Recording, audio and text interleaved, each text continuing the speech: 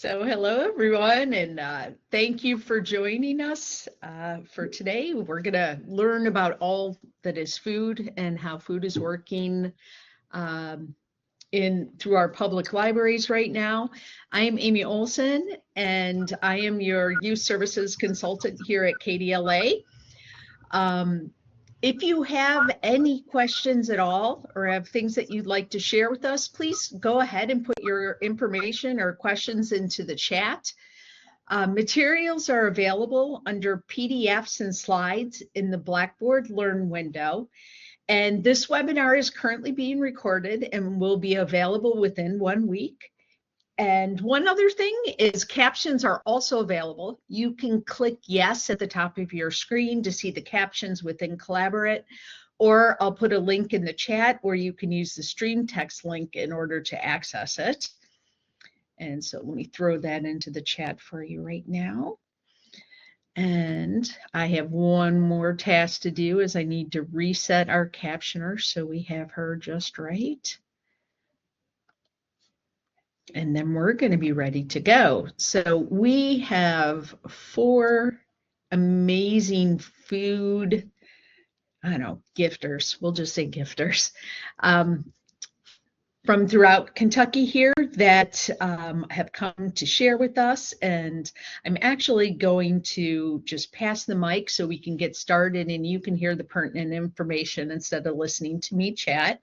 One last thing, and I'll say it again at the end of the video, is we want to thank the Institute of Museum and Library Services for the sponsorship of this webinar. And I am going to pull up Cathy Gallagher's file here, where she's going to talk about summer meals in the library and sun meals. And it should be coming up to your screen. Here we go. And you should be seeing at the very beginning, Kentucky Sun Meals. Here we grow again. There we go. So that is the official title of our webinar. And Cathy, thank you for being here, and I'll pass it to you, and then we'll go from there. Oh, Amy, thank you so much. This is it's always a treat for me. I appreciate the public libraries on so many levels, personally, professionally, but it's great to talk to you about how we can meet the needs of kids across Kentucky. Feeding their minds is what you do really great, and feeding their tummies is what you're doing more and more every year. So thank you, Amy, for having me. As Amy said, I'm Cathy Gallagher. I am the manager of the Summer Food Service Program, also called Sun Meals, here in Kentucky. Been doing this for, 12 years now. It's just amazing what's happened through the years. So let's kind of look at that, a little background, a little overview of the Summer Food Service Program. This is our USDA non-discrimination statement. Just need to share this. We don't discriminate against any children, and this is the official statement. So just a quick what is. The Summer Food Service Program is a USDA nutrition program for the summer. It was established to ensure that children who need summer meals or need extra nutrition continue to receive nutritious meals in the summer when school is not in session. It connects children with the nutrition they need to help them to be healthy and to grow and ready to learn when they return to school. Being part of KDE, that's just an exciting piece of the puzzle for us. You know, we see the support going on through the school year, and then this program continues it from the standpoint of food and nutrition needs in the summer. And we get to partner with great folks like you all to meet other needs to help these kids fight the summer slide, be ready to come back healthy and ready to learn. Free meals are provided. They must meet federal nutrition guidelines. I'm really not going to go over the meal pattern today, but there are meal pattern guidelines, and they're available to all eligible children at approved meal sites. Sites must be in areas of documented need, and we'll go over that a little bit. So you're going to hear me use interchangeably Summer Food Service Program and Sun Meals. They're the same thing. USDA a couple years ago did a wonderful rebranding. You know, when you say Summer Food Service Program, every day for 12 years. You get used to saying it, but you really don't because it's a mouthful. And that's still the official name you'll see in regulation and all the guidelines coming from USDA. But our more public-facing brand is Sun Meals to Go. And I love it. I think they did a really good job with the optics on this. And so, not to confuse you, but they both mean the same thing. So just a little tutorial on sponsors and sites, so we're all on the same page. A sponsor is a nonprofit organization, and these are the folks that administer the program locally. They apply to be in the program, they attend our training, they complete their meal reimbursement claim, they get federal reimbursement. That's really, really condensing a lot of work down to a few words, but that's the local entity that is overseeing the program. The site is just a place where a child receives a program meal. It used to be a lot different than it is now. We'll talk about how it's changed, but it can be an indoor, outdoor location. It could be congregate meals where kids eat on site. It could be non-congregate meals. It could be stops on a delivery route or mobile route, or it could be a distribution location, which libraries have served in all those roles, but we'll talk about a little more detail on that.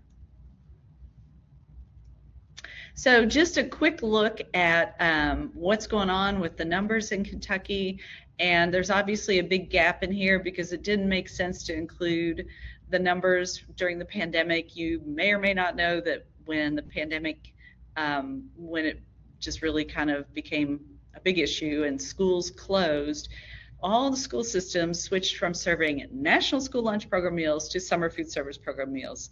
How we kept our sanity during that time, I don't know. But those numbers really don't reflect what we do in the summer. These numbers do. So you can see from before the pandemic, where we were thrilled with over 3 million meals through the whole summer, through the last couple years, the type of growth we've seen.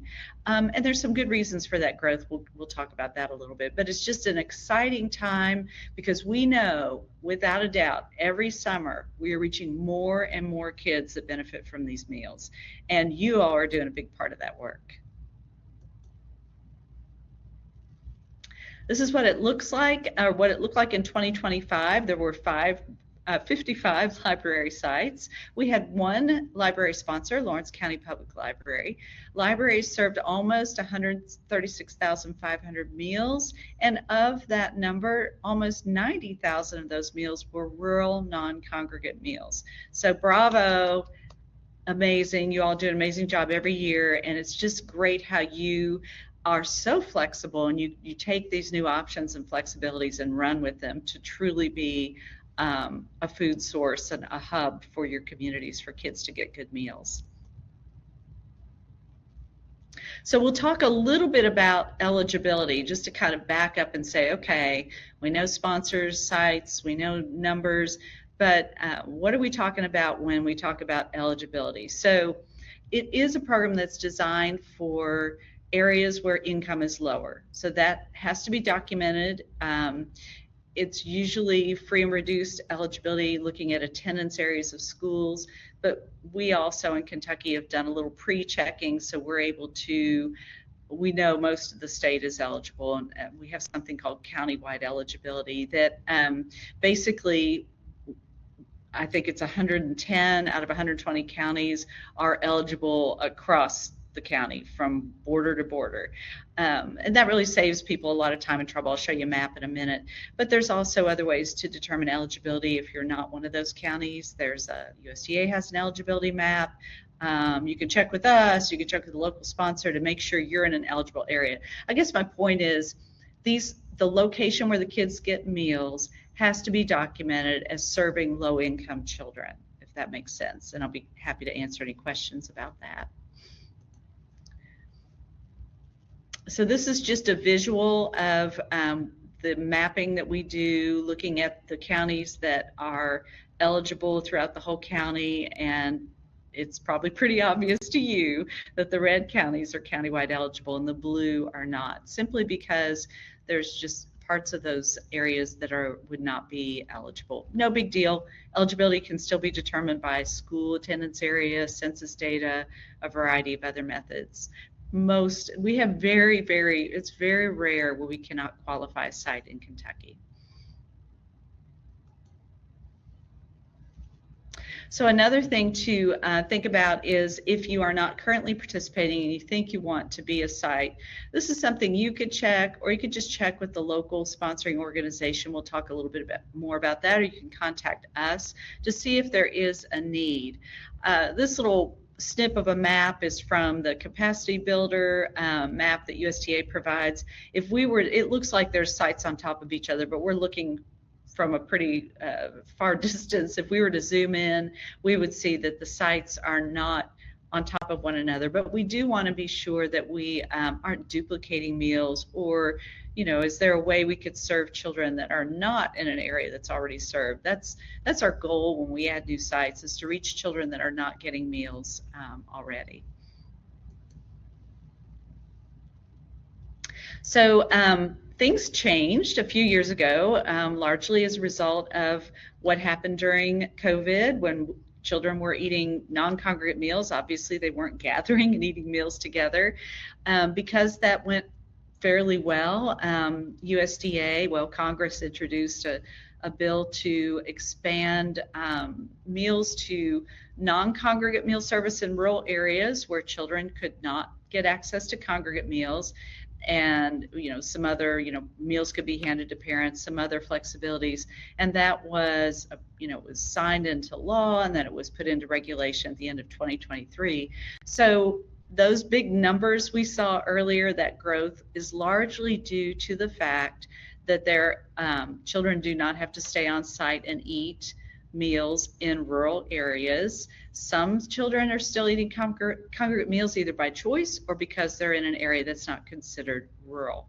But I think it's exciting because I think about the travels I've done around Kentucky, and I think about large counties like Pike County and Owen County, where kids are just far flung, you know, one house so far from the next. And there was never a way for them to have a congregate meal unless the family loaded them in the car, drove into town, you know, used precious money on gas to go get a meal, and, you know, do that every day for 5 days or whatever. So it truly opened up doors to so many children in Kentucky to be able to get these meals.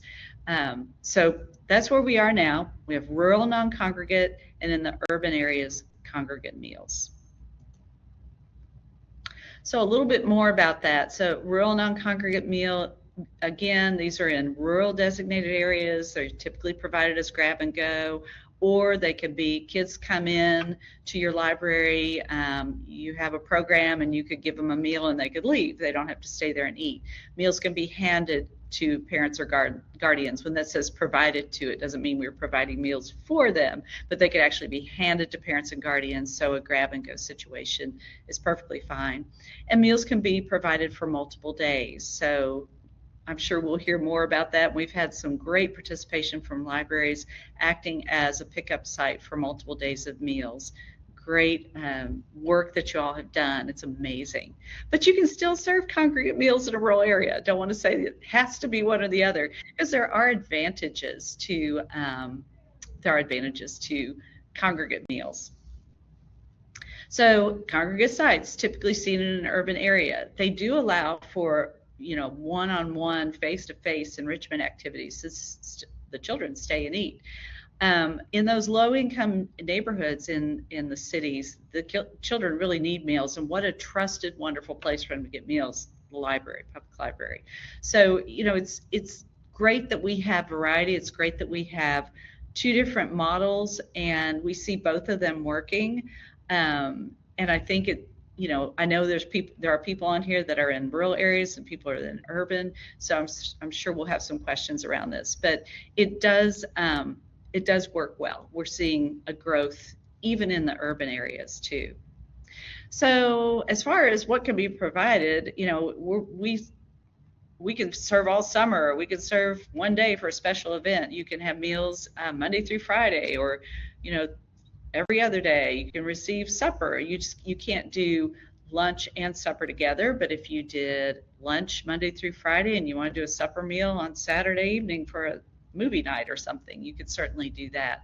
So there's a lot of options about what could be provided to your kiddos. Some of these pictures are from Kentucky Libraries. I think this one is, and I think the next one is. Yeah. So if you want to be a site, it's pretty simple. You're not, you're providing a place for kids to eat. You need a sponsor. That's the most important thing. You need somebody who's going to be responsible for the oversight of the program, the administration of the program, the food procurement and providing food. You'll need staff or volunteers to serve meals and supervise. Sometimes sponsors provide those folks, but sometimes that's difficult to do. So if you have staff that can help with the meal service, that's the best. You need a space. It doesn't have to be anything fancy. It can be a blanket on the ground under a tree, or it could be inside, but just a place for kids to eat. If they're eating on site, obviously, they may be grabbing meals and going. You'll probably want to have a trash receptacle and, something to clean up any spills. And I don't need to tell you you'll need activity or enrichment, because I think that's probably a given. That's what y'all do so well and makes us feel so good, because the kids are getting so much more than just a meal. And if you've never done summer meals, give it a try, because it's a great experience. It may be something completely new to you, but I think the rewards are great for the little bit of extra work that really comes with this. So there's some things that you don't need. You don't need to buy and prep your food. You don't need a kitchen. You don't have a lot of paperwork. You're basically going to be doing some meal counts, very, very basic. You don't have to have a lot of storage space for food. It's different. It's hard to say here's what it'll be for you, because depending on what your local sponsor does. Maybe you'll be a library that's part of a grab and go meal service. You may not be storing any meals. You may have a sponsor that pulls up with a trailer or a trunk full of boxes of meals, and you're just a place for them to distribute those meals. Or you may be receiving meals every day to have congregate meal service. So it could look a lot of different ways, and this is really something you would want to explore with your local sponsor. And you don't have to register students for the meal program. I mean, they can just drop in and eat. There doesn't have to be. You certainly can if that helps for your planning, but any teen, any child 18 and under can come get a meal. My mouse isn't working. There we go. So I keep talking about sponsors. This is another picture from a Kentucky library. I don't know if maybe somebody on here recognizes this. But in order to find a sponsor, probably the first place to check would be your local school district. Almost all Kentucky's school districts participate in the summer food service program, and it's through the food service. So you could contact the food service director and just see, are they a sponsor, and could you be a site? If you can't reach somebody or you're not sure, you can always contact us. We'd be happy to help you out with that. Or if you don't have a sponsor, you could become a sponsor. An example is Lawrence County Public Library that did just that a number of years ago, and they've had just a thriving program. So that's always an option for you as well. Can't do that this year. We're too far along, but if that's something you want to do, we can certainly work with you to get that going next year. Why would you want to do that? Well, if you want the reach to go beyond your library, you could be that community sponsor in your area. You can add sites, you can reach more children, you can receive reimbursement for meals. It could be a financial boost. It just depends on the type of meal service you do. And we can work with you to try to make it as efficient and streamlined as possible, and it might be a source of additional funds into your library, and it might possibly increase your grant opportunities. Maybe I know John's on here, and No Kid Hungry has very consistently had grant opportunities for summer sponsors over the years. If this is something you want to do, just let us know. We'll give you all the details. But basically, in a nutshell, you would attend one of our trainings. It's free training. It's one day, and we do supplemental trainings after that, very targeted trainings on specific areas. Pretty much, we're training people from January through summer, because we give technical assistance and help all summer long. You would need to arrange for meals if you're a sponsor. We can help you with that. With the Lawrence County Public Library, they put out their needs every year, and in their area, the response is very limited. There's actually a little sort of mom and pop little restaurant diner that responds with a bid, and nobody else responds, but they're able to arrange for them to provide meals, and it's been a great arrangement. You would need to train your staff. Pretty easy, because we give you a narrated PowerPoint that you can just sit them down and turn it on and have them sign a sign-in sheet. Very detailed and meets all the requirements. And then you provide the meals, you submit the claim, and you get a reimbursement check. That's very simplified, but that's basically the nuts and bolts of being a sponsor. So if you, just in terms of thinking about what you're going to do this summer, again, we talked about having an ideal space. It could be, it could be at your library, or it could be somewhere else. It could be if you don't have space, or you want to do an activity in a park, or you want to work, maybe you're working with a local sponsor, and children might not be eating at your library, but maybe you team up with a local sponsor to provide your activities and enrichment where they are. Maybe it's in a school. Maybe you're providing materials through a grab-and-go line at a local school that's providing meals. If you decide to do a grab-and-go, it's good to have signage and, to lead people to where the pickup is. And it's, you want it to be safe. And the logistics would vary from one location to the next, I'm sure, about how this would work. But that might be a consideration for you. We have a requirement through USDA, or USDA has a requirement through us, to make sure that all families have access to information about the program, no matter what their primary language is. So if you need any translation services, we can certainly do that, but we do ask that if you have other languages that families are using, that you ensure that you provide them with program information that they can understand.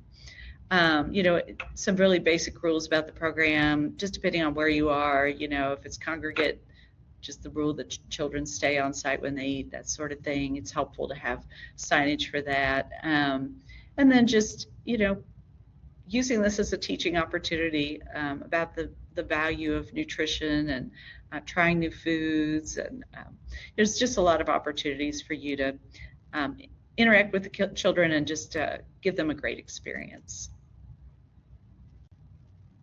So this question comes up a lot. This is a program for children. It's, that's just the USDA regulation, children 18 and under. If you want to provide meals for parents or caregivers, you can. If the sponsor allows, it's really their decision because they're providing the meals to you. But if they allow, then there would have to be a payment for that food. So this can be different ways.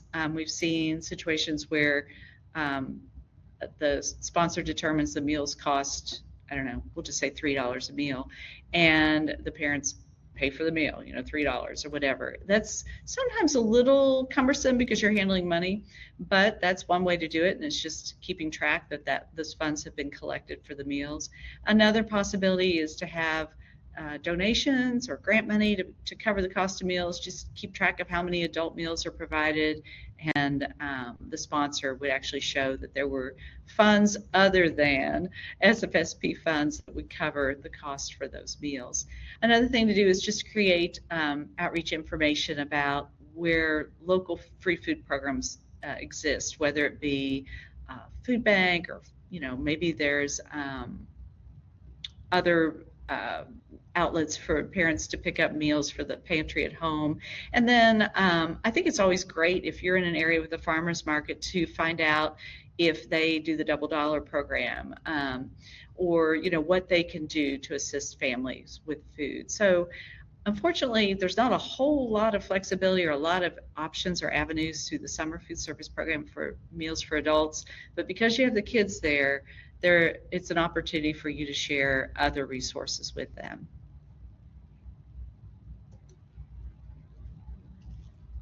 So we've got a lot, and there's so much more I could talk about, but what would be your next steps in participating if you don't participate already?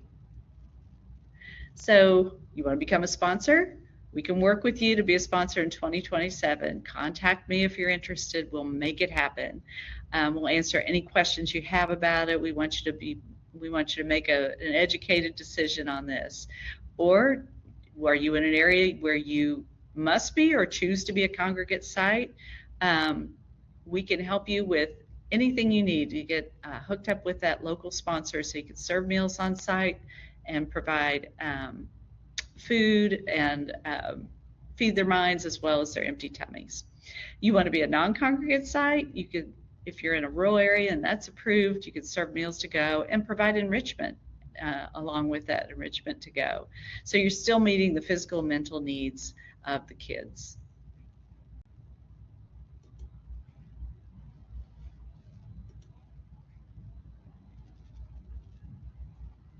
Again, contact your local sponsor or reach out to me to serve as a site. Once you're on the program, just be aware that you'll be asked to come to a training on what to expect and your responsibilities as a meal site, and get excited. This is going to be great. I have yet to hear somebody that, from our libraries that hasn't really enjoyed working with kids and having these meals for kids. So I hope that somebody listening to this will get excited, and if you're not participating, that would be your next step, is to participate this summer as a site. All right, I'd be happy to take questions. The first question that you might want to know is, who's this adorable little girl? And I'm going to brag, that's my granddaughter Lola, who's turning 10 at the end of this month, but she made the cutest strawberry. That's cute. That's adorable. It is. All right. I had to include it. I was like, I was going to say, while you're talking, I'll switch over the files. I was going to say, Kathy, did you sew that costume? I know you used to do drapes. I was wondering if you made it. Oh, thank you. No, I'm more of a rectangle sewing person. If you think about it, all home decor sewing is pretty much rectangles with a few. My mom makes curtains. Yeah. She's like, I told her, I was like, yeah, I don't think she would have stood still long enough for me to. No, I didn't sew it, but it's precious. Yeah, wonderful. All right. You've been ready to go, John? I sure am.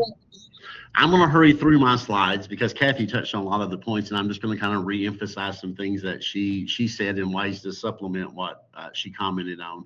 I'm John Cain. I'm the director of the Kentucky Kids Eat program at Feeding Kentucky, and I have the privilege of also leading No Kid Hungry Kentucky, which is a private-public coalition between Share Our Strength, which is a national nonprofit, and Feeding Kentucky around the shared goal of ending child hunger in Kentucky. My contact information is there if you want to reach out. That's how you will find me. Just a little bit about Feeding Kentucky. It's a food bank association and a partner state association to the Feeding America network. Our network consists of 7 Feeding America food banks, 3 of which are summer meal sponsors. And then there's 900 partner pantries in all 120 counties that serve Kentuckians that need access to food, that are struggling with food insecurity and hunger. And our mission is really to work collectively to create a hunger-free Kentucky. Now, most partner state associations and organizations like Feeding Kentucky does not have a focus on child hunger like we do in Kentucky, which it was a carve-out that was created in 2016. And actually, Cathy played a role in probably us being developed years ago. But anyway, the big thing about Kentucky Kids Eat is I want to emphasize that we're not a feeding program. So we don't necessarily feed children directly. How we connect kids to healthy foods 365 days a year, which is our focus, is we support state agencies that administer federal child nutrition programs that do feed children, and then also local sponsors who do operate child feeding programs. So oftentimes we're working behind the scenes to promote evidence-based strategies like summer meals, and then behind the scenes supporting partners who are putting those strategies into practice in Kentucky or expanding access. We also bring a lot of attention to the problem of child food insecurity and hunger in Kentucky. And then on the other side of what I do is advocacy. I spend a lot of time talking to state legislators and key decision makers about policy needs to really make federal programs more legislative solutions to end child hunger and food insecurity in Kentucky. And besides the federal child nutrition programs, we also support the charitable food assistance programs through our food banks. Let me see here. I just talked a little bit about that, so I'm gonna pass on. A little more about feeding No Kid Hungry Kentucky. It's been around since 2015, and we've been fighting child hunger in the summer when school is out since the day it began. Cathy was very instrumental in bringing No Kid Hungry to Kentucky years ago, and that has turned out to be very fruitful. I think in all grand total, it's brought about $2.4 million in grant money around summer meals to Kentucky, and has really helped be a partner in expanding the access that Cathy talked about. Our strategies: we support schools, we build community partnerships, we advance equity so that kids that may not have they're maybe not starting at the same point on the starting line, because we want every kid to succeed. We help to advance strategies that help those marginalized communities, and we do the advocacy that we talked about. So hunger threatens children's futures. It is an education problem because kids that are hungry do not typically do as well, achieve as much. It's also a public health problem.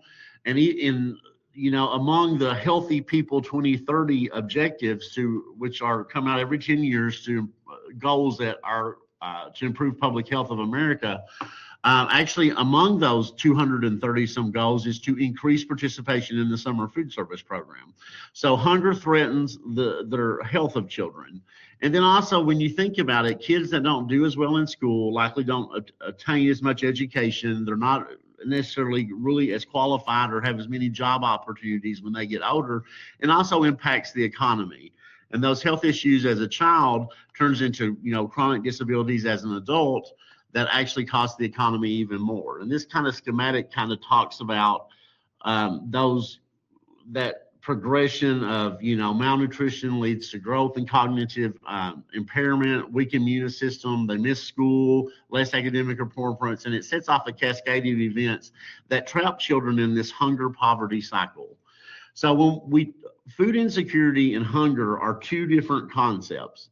Although food insecurity can be an outcome of hunger, really it's those folks that would fall into the very low food security category of the food insecure classification that do experience the hunger. That's skipping meals and that are making food go further, trying strategies that really involve things that we would think of when we think about chronic hunger. And if you look at the map of Kentucky, I want everyone right now, and that's activity for the chat box. Now, you got to know the county you live in by its shape.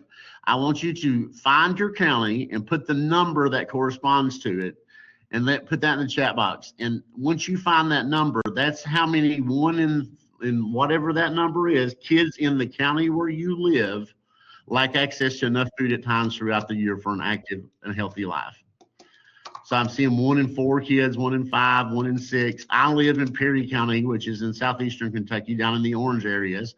I'm a 1 in 3. I think Cathy lives in Oldham County, and she's a 1 in 15 of kids in Oldham County. So across Kentucky, there's food insecurity impacts counties differently, but every county is impacted. Every county is home to food insecure children. And why am I telling this? Because I'm trying to build the case for why we need more access to summer meals, and hopefully libraries help continue that expansion. So we know that kids that are free and reduced eligible during the school year are about 7 times more likely to be or kids that are eligible for free and reduced price school meals during the school year are about 2.7 times more likely to be food insecure than their non-eligible counterparts.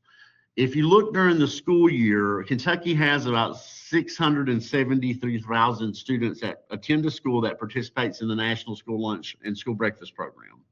Of those, about 620,000 of those get free access to school meals, a lot through the adoption of the community eligibility provision, and then some because of income-based needs at our non-CEP schools. During the summer, though, and the need during the summer is much. I thought I had a slide. I got my slides out of order. But during the summer, though, we don't reach as many of those children that get free and reduced meals during the school year. We're growing and the growth that Cathy talked about has resulted in a tremendous expansion of the kids that we reach. But when it comes to kids in areas that are designated rural by the USDA, we're really reaching, this is great progress, about 1 in 3 of those children that get free and reduced meals during the school year were summer meals. And for the urban areas, we're really reaching even less because they don't have all the flexibilities of the non-congregate option as well. So there's still, despite that tremendous growth, and it has been tremendous, and I put a case study in there that explains Kentucky's growth, we still have a ways to go in making sure we reach kids that get free and reduced eligible meals during the school year during summer. So that means Cathy has the potential to come back every year and grow every year a little bit more. And hopefully we're going to do that in Kentucky with our program. But when you go back to, and I missed my slides out order here, and families are struggling during summer. So we did a survey looking at 104 families from 17 Kentucky counties, those counties shaded in orange, and we asked them about the USDA summer nutrition programs. And it was part of a grant we had through the Food Research and Action Center through a cooperative agreement through USDA to do research around barriers to access to child nutrition programs. And as part of that, we found some very grim statistics that pretty much across Kentucky, from the Appalachian region to Western Kentucky, that families are struggling when school's out of session because they're spending more on groceries, they're having a harder time making ends meet during summer, and quite 41.1% of them are worried about having enough food during summer. The statistic that really broke my heart and concerning for more action is that about 1 in 3 of these families said that they did not have enough food to eat at times during the year. And this was a very educated, a lot of master's degree kind of folks that were in this sample. We had used local summer meal sponsors to help randomly recruit folks for the survey. So it was a pretty eye-opening numbers for us. So essentially what I'm saying is summer is the hungriest time of year for Kentucky kids, and we know that. And libraries are doing a tremendous job of expanding access. Based on the site list that I had, it looked like there were 38 counties where public libraries were involved. Cathy said 55 sites, so I missed some. The 55 sites fit in nicely. I calculated about a total of 113,000 meals, and then about $500,000 in meal reimbursements that were brought in through meals served in our libraries. So you're doing a tremendous job.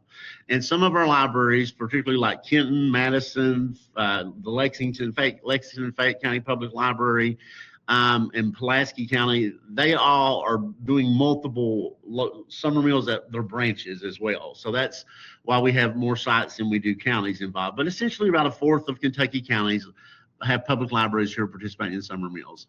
So big gap. So last year, Cathy talked about grant funding. We plugged No Kid Hungry grant funding into areas to close the gap. And Rebecca is going to talk about Greene County. I just wanted to highlight Casey County. That was another area that we worked with our food bank to expand access. And I thought that post from their library on social media was the highlight of their summer. Hopefully they'll get to do it again this year, that it was just a joyous time for Casey County Public Library to hand out meals. And in Lewis County, that was an area that only served 698 meals in 2024 with about 0% of their rural kids having access.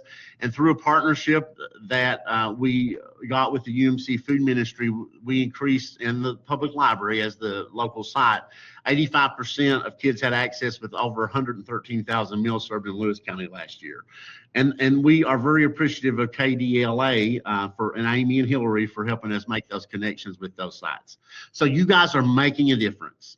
So here are John's 6 ways I think libraries can help. Now, these are not official documents. These are just things I see in the community, and this is just my thoughts. So I just want to put that warning out there for you.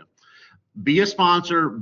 Options you have is to be a sponsor, be a site, volunteer time, provide enrichment, outreach and support for families. And let me expand on that a little bit.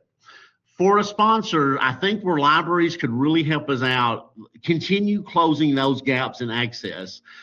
Because rural non-congregate, where are there opportunities for rural non-congregate in eligible areas not covered by congregate sites? And Cathy alluded to that with the picture of the capacity builder, like some areas where we can grow. You know, in some counties, and oftentimes your school districts are your sponsors, those are, they may just have summer meal availability for 4 weeks. So maybe thinking about, can I close out summer? You know, as a sponsor, could I finish out summer for my kids in my county? You know, maybe not doing the whole thing, but working with your school districts that don't have staffing or other issues to do the whole summer. You can maybe help fill those gaps. And Cathy alluded to Lawrence County Public Library as be a great mentor and role model for you in terms if you're looking at sponsorship. The other way I think is be a site. And, you know, the sites, you can be both congregate, non-congregate options. There are ways to make it work at libraries, and Kentucky libraries are doing that. And I put some QR codes here where we did this webinar last year with Henry and Russell County that both talked about some options that they did in their libraries. Henry is a congregate site. Russell County did a non-congregate, so more details about what happened in those counties. And then I found a webinar that was included McCracken County's public library out in Paducah, talking about how they're involved with summer meals as congregate sites. So there are some examples of libraries that are, you know, sites, and they're doing it in very different ways. Volunteer time, the biggest barrier that we hear about staffing. Staffing is the biggest barrier when it comes to being able to provide, and this is from Kentucky school districts, as well as barriers to overcome. That, you know, think about, could I commit some staff time to volunteer to summer meals? And that could be very different. That could be a few hours that you let staff go pack meal boxes for non-congregate. That could be if you just had staff to help school districts with weekly pickups if they do a non-congregate, or if or just commit a week during the summer that you will be a local community partner. And I like to lift up Livingston County because they struggle with staffing, but their strategy was that they reached out to local organizations and businesses to say, can you send us volunteers for just 1 week during the summer? So each week they have a sponsor of that week where they find folks that come in from their partnering organizations that are able to help them meet their staffing needs. In libraries, if you have extra capacity or time or committing to that, that would be something you could do to help expand access as well. Provide enrichment, Cathy talked on that, and I have a request for you in terms of enrichment related to another initiative that we're working on with the Kentucky Farm to School Network, and we're doing a Kentucky Farm to Summer Meals campaign this year, where we're trying to encourage more locally grown foods and summer meals, really for the nutritional benefits as well as to support local Kentucky farms and farmers. And one of the big things I think libraries could really help us with is during Farm to Summer Celebration Week, which is June 23rd through 27th, is we're asking sponsors at meal sites to provide not only food that has locally grown items in it, at least one locally grown item and meal served that week, but we're also asking them to reach out with community partners and engage with local folks like libraries to provide other enrichment opportunities around agriculture, education, food systems, hands-on activities. And we took the sun theme, the sun meals, and we've turned that into Sprout, Understand, Nourish as our key themes for Farm to Summer Celebration Week. So libraries could play a role of working with local sponsors to provide enrichment activities during that week. If you're already a site and meals are already being served at your library, all you'd have to do is, you know, add a little piece of some of these enrichment activities to tie it in to celebrate that week, as well as encourage the sponsor to serve local food that particular week, all summer long too. If you're a multi-day, you're passing out weekly meals there's a First Day Fresh initiative, which is included in the information in the QR code that you can scan to get information, which includes everything you would need to know about the campaign. And then we also did a webinar earlier that provides some information about the campaign. Cathy and I was part of that you can watch and see the slides. Support families and outreach. The biggest barrier is they just don't know they exist. So I included the No Kid Hungry Summer Meals Toolkit to provide you materials to share, flyers. If you need a local flyer, we have on our website opportunities to get it at the county level. And then the other thing I think where you can help is like technology requirements. A lot of summer meal sponsors have online surveys they ask folks to fill out or to sign up. recognizing that not everybody in communities have access to internet and technology, whereas libraries do. I'm a perfect example of that today, as I've had to come to a library to get Wi-Fi, consistent Wi-Fi to do this presentation, that you all are hubs of technology and can support families with that. And then I just wanted to bring attention to the fact we got more resources. We have a whole section of our resource session for summer meals in public libraries on the No Get Hungry Kentucky website. The Center for Best Practices through No Get Hungry has more information. I put this tab in here to show you. If you click on all these individual tabs at the bottom, like getting started, implementation, and go there, there's more resources and materials at each of those tabs. That confuses people a lot. And thank you. All right.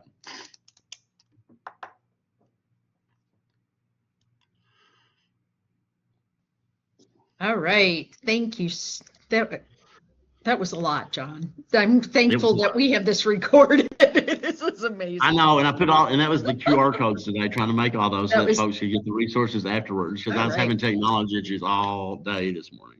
Well, everyone that's presenting, they're very generous with their time and very open to receiving questions if you have them.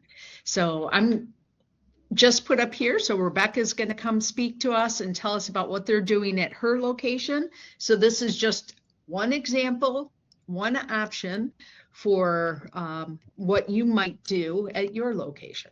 So Rebecca, thank you for being here with us. Oh, you're welcome. Thanks for having me. So my PowerPoint is very much bare bones. It's not so much data driven as it is just me talking about my experience, what we went through, how we got it together. You'll see right there, we had about a week to get it off the ground from the first phone call to implementation. And it wasn't, you know, for lack of anybody's effort. Our school system didn't want to be a part of it for whatever reason that they had. And then our food pantry, the director down there was having surgery pretty quickly during that time. So it wasn't something that they could take on. But I'll go through what we did as far as the training, the site visit, delivery, and then volunteers. So with the training, they taught us how to do the paperwork. It was just a delivery and inventory sheet. Whenever they would deliver the items, we would just make sure that we had the amount of boxes that we had ordered, what was on the delivery sheet. We just signed that to make sure that we got the appropriate amount. Then we had meal counts and then a tick sheet as everybody lined up inside the library. We had a volunteer who would go down the line and ask how many boxes you need, and then she would tick every single item off. That way we could keep track of how many we had and then also turn that in. But we had to be very precise on that, obviously. You want to make sure that you don't tell someone, you know, stay in line, you're going to get your box, and then you get to the end and then we didn't have enough. But the rules and regulations, John and you all covered that very well. It's, you know, the children within the county. We had to make sure that we had the proper signage up. It was just the big green and Justice for All sign. We made sure that was up. We would post the menu of what was inside of the boxes. This picture here is just some of the promo photos that they took. It was the shelf stable milk. Everything inside of the boxes that we got was all shelf stable. We don't have a refrigerator here on site, so obviously it was just it was all items that could be saved for later if need be. And then the kids had to be 21 under and in the school system. Most of the time you think 18, they age out, but if they have any sort of developmental delays or any reason that they're still in the school system at 21, they were still able to receive those boxes. And then the children didn't have to be present. That was one of the main questions that we got most of the time. Do you have to bring your kids with you? And my kids, I'm not sticking them in the car and we're not going to sit around and wait. So that would, you know, that would have been a hindrance to me had I have to bring my children to sign up for something like this. So I think that's great that your children don't have to be with you to do it. A lot of times grandparents are picking up because mom and dad are at work. As John touched on, roughly 1 in 4 kids in our county is either at or under the poverty line, but that doesn't mean that the other 3 out of 4 are not struggling. Everything has gone up. They still have, parents still have to pay their mortgage. They still have to pay their rent, and gas has gone up again this year. So obviously that's going to be a hindrance to people. And I was thankful for these children. We had a lot of parents say, you know, that they have the money to pay their bills, but they don't have a lot of breathing room. So being able to come in and pick up these boxes for the snacks and the food, it gave them, you know, some extra breathing room within their budget. We had a site visit come out and take a look around to make sure that we had the appropriate space and that we were going to be able to accommodate everything that we needed. You all can see here on this slide, we had 3 pallets delivered. That was all that we could accommodate. That ended up being a good amount for us. We would have the truck delivered in the morning, and then we would pack every single one of these boxes inside. You can see the dollies under the tables. We use those to bring it in, and then as they lined up outside the library, we would have our volunteer doing the tick sheet, and then they would come in, tell us how many boxes they needed, and then we would truck them back out on the dollies. So it was a lot of in and a lot of out. This year, we're partnering with our food pantry, which is just right down the road from us. We can see it from outside of our window. It'll be easier on us as far as the unloading. They'll just drop the pallets off, and then we'll go down there and we'll basically do the work. We're just using their site in order to accommodate more. So we'll be able to have 2 weeks delivered at a time, whereas within the library, we had to have it delivered that morning, and then 2 hours later was distribution. So we'll have the 2 weeks delivered at that time, and then we'll be able to store it for the next week, and we'll also have a little bit extra just in case we have more people than we anticipate. So we didn't have an outside pull through. And you all in library land know that space is always an issue. You do what you can with what you've got. You can see we've got partitions in the back. That's where we store all of our books for our little libraries, but this was our program room. So we also had to make sure that we were doing this within a time frame that we didn't have programs going. The delivery was set at the same time every week. They did a great job about being here on time. We signed the paperwork and they were on their way. So the boxes were hand trucked in and out for our neighbors, and then each pallet holds roughly 60 boxes, at least from our supplier. That's how many that we got, and we could adjust how many pallets we needed. The first week, I think the first week we got 2 pallets, and we had a few neighbors come in after that, after we got rid of the 2 and we didn't really have anything to give them. So we had our food pantry on standby. They had some emergency boxes that they were able to give out, so no one left here without something. We've already went over the distribution. They just lined up here in the library. We gave those out. And we had a lot of volunteers, thankfully. Our Amazon warehouse is about 15 minutes from here. If you all are lucky enough to have an Amazon close by, they have affinity groups that are put together, and they actually need volunteer hours in order to promote within the company. So they're happy to help. Every week we had at least 3. But most of the time they sent us 5 volunteers, and that was really, really helpful in getting those boxes in and then getting those out, because we only have 7 employees here, and we still needed to run the front desk. We still needed to do reference, and we still needed to keep programs going at the time. So everybody just pitched in, and we made it work within the 4-hour time commitment that we needed each week, because the delivery only took 15 minutes. We had that done 2 hours prior to distribution, but we still needed to make sure that no one was going back there to the boxes, so we had somebody back there watching over those. Distribution was 2 hours, and then by the time everything was done, it took me about 15 minutes to get the paperwork done and back together. So it was really just that day's work, and it was only about 4 hours that we needed to get everything done. So it's a lot of work within those 4 hours, but it's absolutely worth it. And we gave out 612 boxes, which is 8,600 meals and 13,000 pounds worth of food. So I think that's just an amazing thing that we were able to accomplish, getting a couple of days heads up to do that. This next year, we're going to aim to have our school system send out through their Parent Square app, just to let everybody in the county who has a child in the school system know that that's what we're doing, because we only advertise through the radio station, through Facebook, and the newspaper. And if you miss those outlets, you're just going to miss it altogether that we're even doing it. So that text message going out to all of the parents is really going to be beneficial in letting every single person know that that's what we're doing. That is all that I have, but thank you for allowing me to be here today. Thank you. Wow. Thank you. Just great information. And now, as another option for ways to share and participate in just all that is food, Michael Richter is the director of Bath County, and he's going to share with us one of his passions. And I'm going to just let him jump right in. So thank you, Michael, for sharing with us. Thank you. Seed libraries are something that we do here in Bath County. And last year we had 23 partners. So if your county is in one of the little, has a dot in it, you're one of our partner counties. And even though we're doing a seed library, you know, we have food insecurity here, even though we're the home of the meat shower for Kentucky. And something to look up if you're ever interested in weird Kentucky, the Kentucky meat shower is a great thing to look up. So we had a festival here just recently, the beginning of the month, and it's surprising just how many people in the county don't have food at home.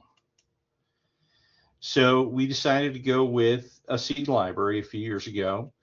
Julie Maruskin at the Clark County Public Library started it several years ago. And then we decided we'd take it on. So we have doubled our seed library from the first year to the second year. And now, you know, when we started, we had just 15 counties. Now we're in 23 counties, which is awesome. So 23 counties receive seeds. We purchase them in bulk, and it saves us a lot of money. So this is from a few years ago. We put all the seeds that we got in these little bags to hand them out to all the different counties that were a part of it. And as you can see from one of our staff members, we broke a couple staplers. And yes, all of those bags are full of seeds, and that was 6 counties less than we're doing now. So we have a lot more seeds than we do in that picture these days. Now, just to give it an idea of how much seeds cost. So if you go to the store and you get seeds, this was the price when I did this about a week and a half, 2 weeks ago. Each one of those is the Walmart price for their cheapest seed possible. And that would cost somebody $63. But getting it in bulk through the library, we are able to do it for $12.50. So it's a tremendous cost savings. And if you can imagine having 23 types of seeds at your library, just like these, it's a huge selection. It's a huge, it's a wonderful addition to your outreach. And for us, we branded the seed library. We took an old painting from our collection. We retooled it for the seed library. We use that for postcards. We stamp the bags. We do it on advertising.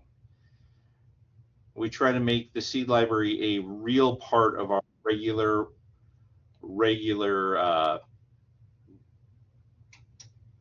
PR focus for the spring.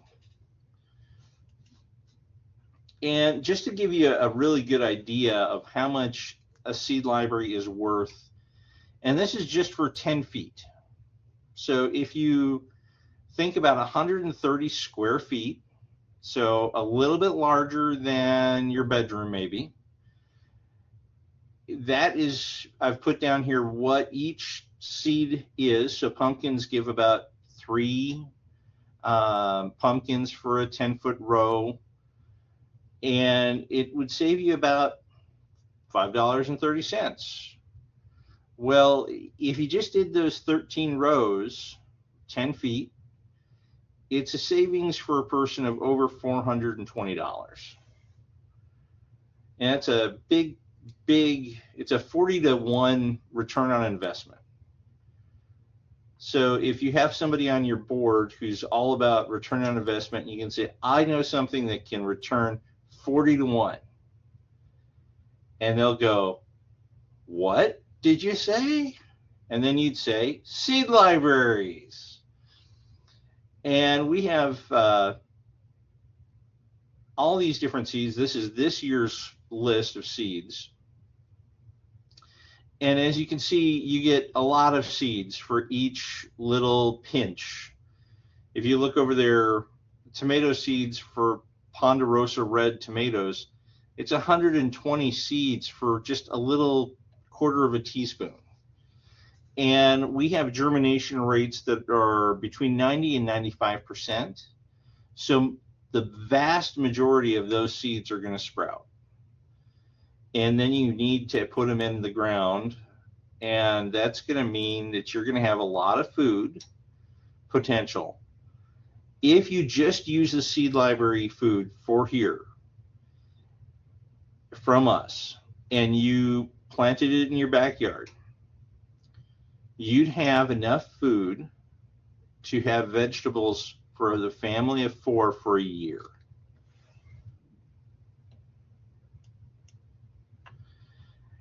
So we try to do the seed library in 2 different varieties of cost level. The lower level is about $500 for your library, and that provides about 250 packs of seeds for each different variety of seed. And we normally have between 22 and 27 seed types. The higher level that we do is about $1,000, and it gives you 500 packs worth of seed. And we try to make vegetables about, 3/4 of our seeds are vegetables, and about flowers are the rest, maybe six to 8. And some of that's going to be herbs like basil and thyme and different things like that. So one of the questions that the little Mr. Potato Man there might ask is, how big does my garden need to be? And it really depends on how much you eat. So if you love potatoes, you might need 200 pounds of potatoes, but you may only eat 20 pounds of carrots. So each veggie has a different space requirement. A 200-foot long row, which is 20 rows at 10 feet each, would give you enough tomatoes and potatoes and carrots and everything else forever. I mean, you'd be so sick of tomatoes and carrots and potatoes, you'd be sick of vegetables, which is hard to believe. So one of the things that's really important now is there's a lot of websites out there to help people get gardening. And one of the things we really saw during the pandemic is people returning to gardening. One of the things that I enjoy doing is looking at Zillow or maps or anything else. And if you look in certain areas of the state, you'll look at houses and you'll be able to see how many people have backyard gardens. And if you compare that today to what it was back in the 1940s, we had almost everybody having backyard gardens. And what would happen is you would plant your flowers in the front of the house back in the 30s, 40s, 20s. In the 1920s, you'd plant the flowers in the front of the house so that when you walked out, you smelled something good, and you would have your herbs mixed in so you could grab things for your kitchen garden. And over the years, we've kind of lost that, and we started buying stuff from the grocery store instead of just growing it in our backyard. So if you're interested, the Kentucky Extension offices have a lot of good resources. One of the issues in a lot of the state is the actual soil that's in your yard may not be good for some plants, but it might be good for other plants. So it's important to know what kind of plants you can grow and how many of them you can grow. So some of these websites here will allow you to have that information. Your extension office will normally do soil testing for you. And when you do that, you can find out exactly how much alkalinity there is in the soil, how much acidity is in the soil, whether or not that soil is just baked clay or if it has a good loam to it. and what stuff is really good for your community and for your garden at home. So one of the questions we get is, where do we get our seeds? And we try to use seed providers that have done the Safe Seed Pledge, which means that those seeds are going to be free from some unnecessary genetic modifications, things like that. And it also makes sure that we know that our food that is going to come from those seeds is going to be safe to eat. It's not just some Monsanto product or something like that, which is not going to be good long term. So we want to make sure it has a lot of good, dense nutrition in it. And so we are generally using, right now, we're just using these two primary providers, True Leaf and Eden Brothers, because they're a part of the Safe Seed Pledge, but they're also really good providers. We have good accounts with them, and they generally can send us seeds within about a week of when we order them. And we end up ordering about a ton of seeds for the consortium every year, which is a lot of fun when it gets here and all of a sudden you realize you have a ton of seeds getting truckled into the front of the library. So if you're interested in doing seed libraries, there are a lot of wonderful websites that can show you how to do some of these things. You can do a lot of things in your outreach programming with the seeds, and with growing seeds, you can do a library garden. It is almost an unlimited amount of programming opportunities with seeds.